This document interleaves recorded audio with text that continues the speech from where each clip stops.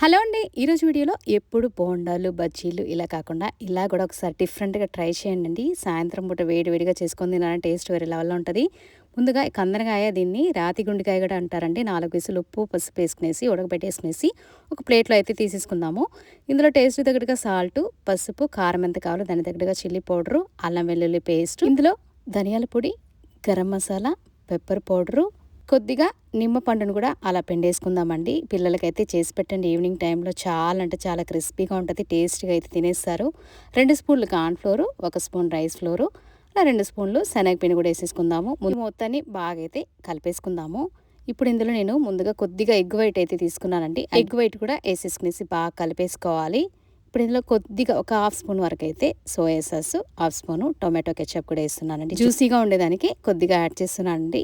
ఒక రెమ్మ కరివేపాకు కూడా వేసుకునేసి ఇది ఎక్కువసేపు మనము ఊరబెట్టాల్సిన అవసరం లేదండి. అప్పుడే ఆయిల్లో హీట్ అయిన తర్వాత ఇలా ఫ్రై చేసుకునేసి లో టు మీడియం ఫ్లేమ్లో పెట్టుకున్నారంటే చూసారా ఎంతో క్రిస్పీగా కరకల్లాడే రాతి గుండెకాయ పకోడీ లేకపోతే ఫ్రై అయితే రెడీ అయిపోయింది. మీరు ఇంట్లో ట్రై చేయండి. వీడియో నచ్చితే లైక్ చేసుకోండి. Thanks for watching.